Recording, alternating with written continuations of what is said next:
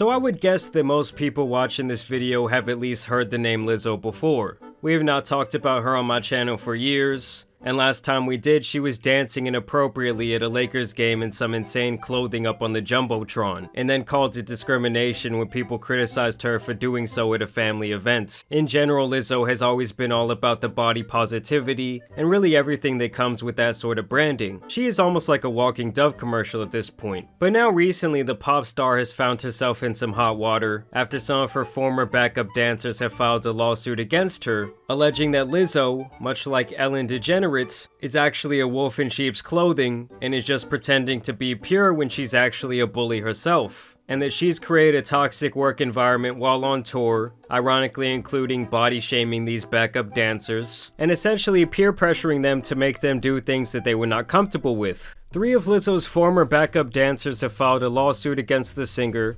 allegedly saying they were and subject to a toxic work environment while on tour. In an interview with CBS News on Wednesday, 2 of the plaintiffs, Ariana Davis and Crystal Williams, detailed some of the allegations made in their lawsuit, including being forced to touch a performer, and said that they feared for their jobs. And so just so you guys can kind of get a visual, this is Crystal Williams right here, and this is Ariana Davis. They're the 2 women kind of spearheading this lawsuit against Lizzo at this time. And much like all of her other backup dancers, I believe they were chosen, at least partially, because they are on the bigger side, and that was what the marketing behind this tour was all about. The women say dancers were not treated the same as other staff and crew on tour. I just think the standard for dancers in this camp was much more stringent and strict. Things that the other cast members could do and get away with, essentially the dancers were not allowed to engage in any of that activity. And they also say they were falsely accused of drinking before shows, which they say was never the case. In fact, alcohol was never even allowed in our dressing room or in our rider, which is the food and drinks provided to us, so it was physically impossible for us to do that.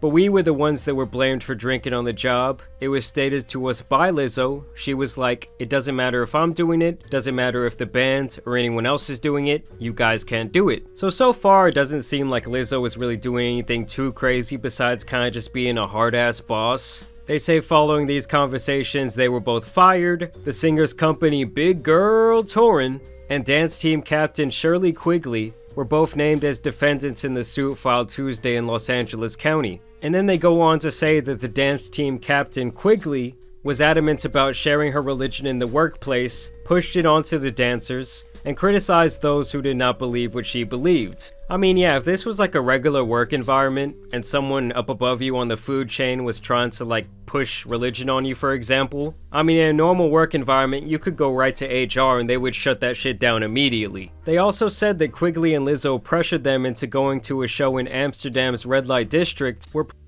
is legal. And this is where things really get bad. This is where they say that they were pressured into engaging with some sort of performer.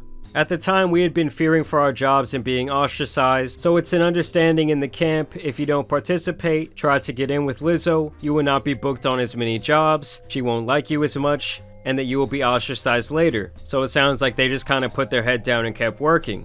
And at this time, these are all allegations, but it does kind of sound a whole lot to me like what was going on with the Ellen DeGeneres show, where if Ellen didn't like you or you weren't like her right-hand man, you were essentially disposable to her, and she was going to treat you in a very inhumane way. So apparently during this Amsterdam show, things were getting very explicit, and this is when she said that Lizzo was going around inviting people to touch the performers I guess they had brought specifically into Amsterdam.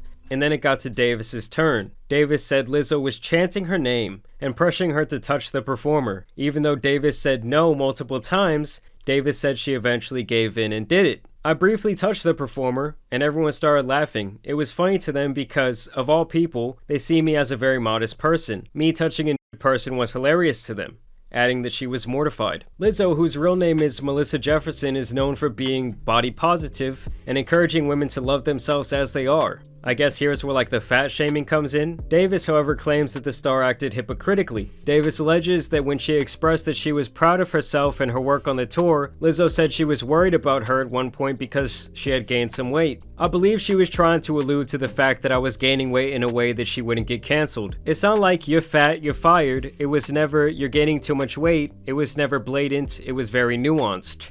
I mean, I guess at this point, I'm just not really sure if they have grounds for this lawsuit, depending on, what they signed in their contracts and things like that. To me, the most alarming thing is like the pressuring of touching this person. Davis claims that Lizzo and a choreographer alluded to the fact that she gained weight and viewed the comments as concern for her, and that Lizzo told the dancers they should be grateful because dancers typically would get fired if they gain weight. Also adding that Lizzo's message of body positivity and equality for different races and genders is the one she identified with, and so when the opportunity to work for her came up, it was her absolute dream job. So yeah, if this is true, it is pretty sad because I'm sure a lot of opportunities these dancers miss out on because they're bigger, they don't really fit that type of bill, they wouldn't really fit in with other dancers. And so to finally get this type of opportunity and to be shown off in this way, you would think would be like a very proud moment of their life. And then they allegedly turn around and fire you for the very thing they hired you for. Everything that she stands for as an artist is a big reason as to why I think people stand behind her as much as they do. Yeah, I mean, that is a huge part of her marketing. It's a huge part of her general message. The term body positive, technically, it only exists because of body shaming. I think that people should naturally be body positive. The stunning nature of how Lizzo and her management team treated their performers seems to go against everything Lizzo stands for publicly, while privately she weight shames her dancers and demeans them in ways that are not only illegal, but absolutely demoralizing. I mean, like I said, I don't know if they have very good grounds for this case. I don't know how many of these things you could actually prove. But if anything, this story, even just being out there in the atmosphere, could cause some serious damage to Lizzo's reputation. I mean, if this is true, it would be like finding out that absolutely everything someone stands for is just a whole bunch of bullshit. It would almost be like if the most adamant Republican or the most adamant Democrat was actually on the whole other side of the spectrum in their private life, which definitely does happen. And then they actually did a little interview with CBS News that we're gonna check out.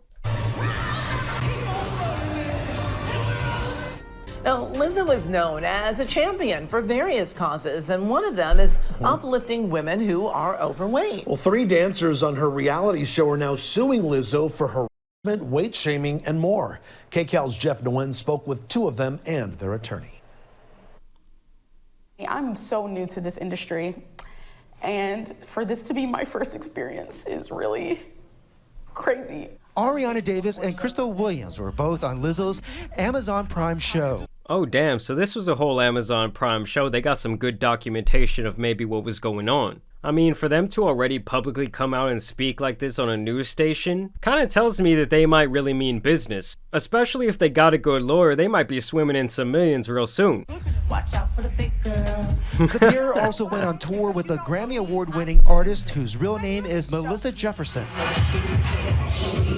Davis says she was pressured to attend sex shows in Europe even though it was against her religious beliefs. To be honest, this was a corporate office and she was doing exactly the same thing that she was doing on tour, immediately that would be so many HR violations. On Tuesday, the Probably dancers facts. and their lawyer I mean, I won't lie, a lot of stuff in the entertainment industry that is kind of considered the norm would really not fly in almost any other sphere of professional work. filed a lawsuit against Lizzo, the star's production company, and Shirlene Quigley, who's the captain of Lizzo's dance team. Quigley posted to Instagram the same day the suit was filed, but did not reference it directly. And I just feel so blessed. I feel so thankful.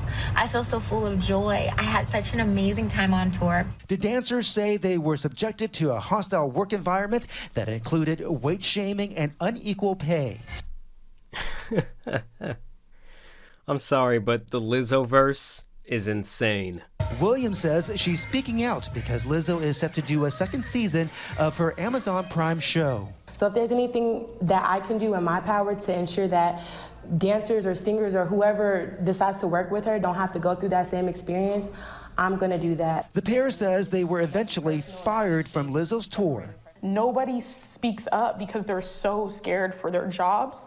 I was terrified for my job. We reached out to Lizzo's legal team, which told us it had no comment on the... Yeah, Lizzo's legal team probably told him to eat shit. I mean, for now, we'll just have to see what happens with this case, but obviously this is a terrible look for Lizzo. And honestly, I'm gonna need her boyfriend Gideon to make a public statement about this. Your girl is out here wildin'. Either way though, y'all let me know what you guys think about this Lizzo lawsuit down below. What do you think the outcome will be? Do you think she did anything wrong? Do you think she was just being an asshole of a boss? But as always, I do want to thank you guys for watching today's video, dropping a like and subscribing. I want to thank you guys for all the support on the uploads lately. It's been amazing. I've been waking up every day excited to make content for you guys. But either way, it's been your boy the Tan Superman, and some of the lawsuits out here need to be covered, so I'm out. Peace!